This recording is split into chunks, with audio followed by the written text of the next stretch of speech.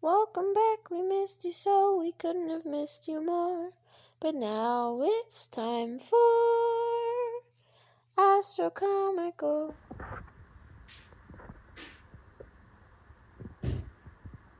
Oh, hi. Sorry, I didn't see you there. I was just reading this book on anti-gravity. It's impossible to put down. Anyway, it's nice to see you here again on Astrocomical. And since you're here, why don't I tell you about one of my favorite astronomical phenomena, supernovas. Now I bet you're wondering, Venice, what is a supernova? Well, I've got a special guest to help me tell you all about them. Welcome, Miss Supernova. Thank you. It's a pleasure to have you here. Now, everyone was wondering, what exactly is a supernova? Well, a supernova is essentially a cosmic colossal explosion of a star, and they're considered one of the original sources of the elements. Even the iron in your blood can be traced back to supernovas, or similar cosmic explosions from long before our sun was even formed. Wow, talk about heavy topics. How does supernova form? Well, there are two types. Type 2 is called a core collapse supernova. It occurs in the last stages in the life of massive stars. As these stars burn the fuel in their cores, they produce heat. This heat produces pressure that pushes outward against the forces of gravity that pull inwards on the star. That's incredible. So what causes a star to collapse? Is it the crushing weight of expectations to be the star of the show? No, but it is the crushing weight of gravity. You see, for most of the life of a star, inward gravity and outward pressure are in balance, and the star is stable. However, as the star burns through its fuel and begins to cool, the outward forces of pressure drop, and when the pressure drops low enough, gravity suddenly takes over, and the star collapses in a matter of seconds. And that process produces the explosion that we've labeled as a supernova? That's right. And you yourself were a core collapse supernova, right? Yes. And so this was you at your last premiere. Oh yes, I remember. That night there was a lot of stars there. And who's this next to you? That would be my sister. She's the first type of supernova. So tell me about the other type. What about the other reason a supernova could form? Why don't we just get my sister in to tell you about it? Welcome to the show, little Miss Supernova.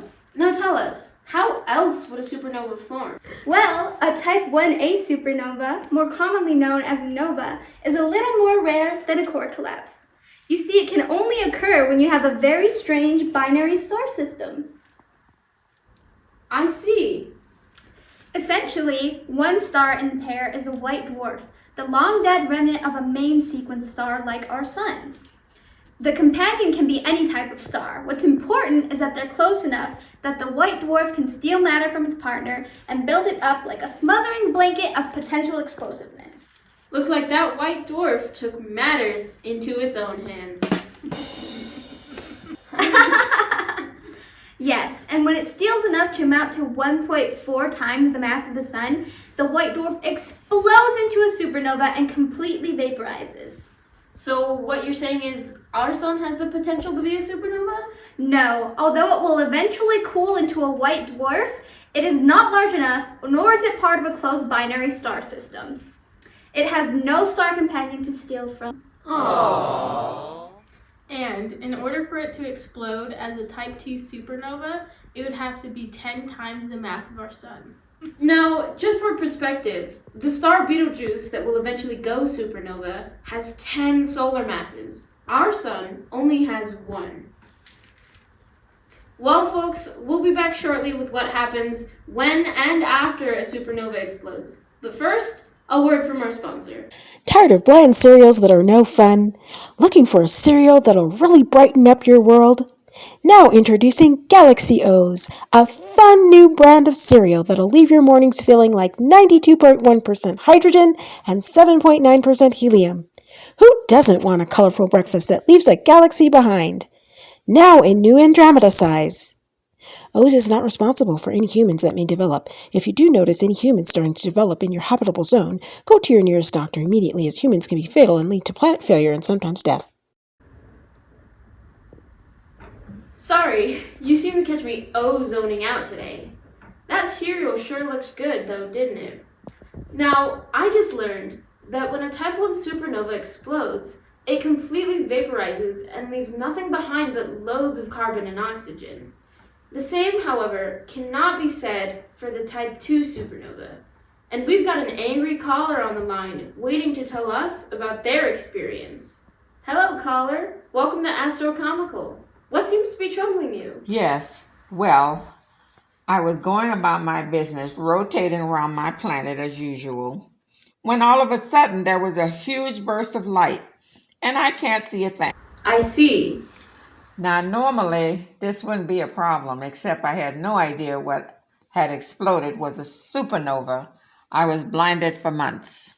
Oh dear. And on top of that, all sorts of iron and other related elements came flying out of nowhere. I was covered in dust and debris for weeks. First, I was completely injected into space, and now I've heard the whole galaxy talking about how there was new planets forming. This galaxy is already crowded enough. Wow. Well, that must have been very hard for you. I'm sorry to hear about that. Do you have any idea what happened to the stellar core the supernova left behind? I think it turned into some sort of black hole. I can't be sure, though. I'm too far away to tell. Okay, well, thanks for calling. I hope you find your way back into orbit somewhere. A black hole, huh? Now that's only one of two things a supernova could turn into. And would you look at that? They're on our guest list.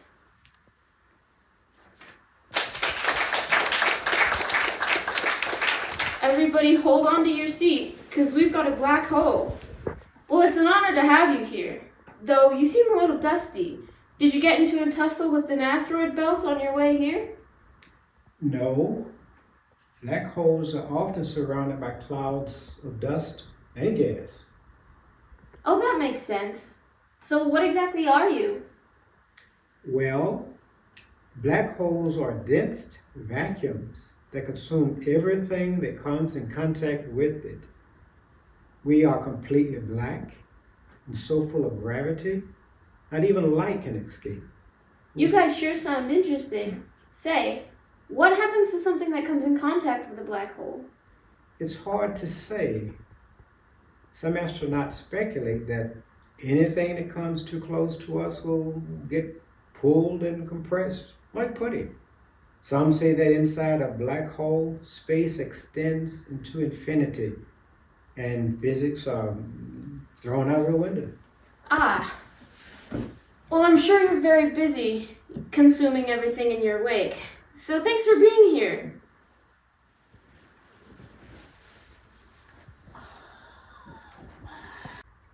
Well, black holes are certainly interesting, that's for sure. I'm sure the conspiracy theorists love him. But we've got a schedule to stick to. So on to our final guest for the night, a neutron star. Well, it's an honor to have you here tonight, neutron star. It's an honor to be here. Now, the supernova fans at home want to know, what is a neutron star? I'm glad you asked. As the result of a stellar core left behind by a supernova, I am about 1,000,000 times the size of the Earth, between 10 and 25 solar masses. Now that's big. I also produce gamma ray emissions and spin wildly with an extreme magnetic field. Well, we better keep the camera crew away from you then. You might want to keep the equipment away, but astronomers sure don't.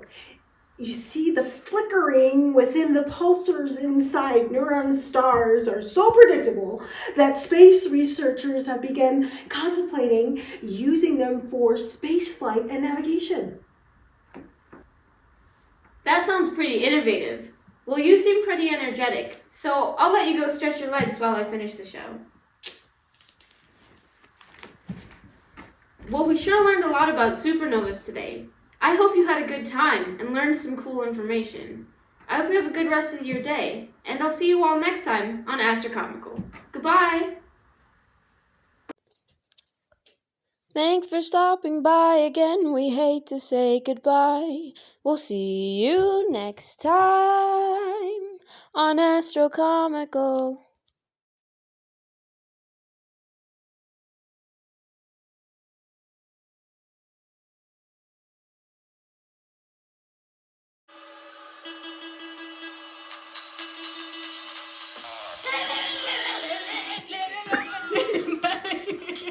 Nadia.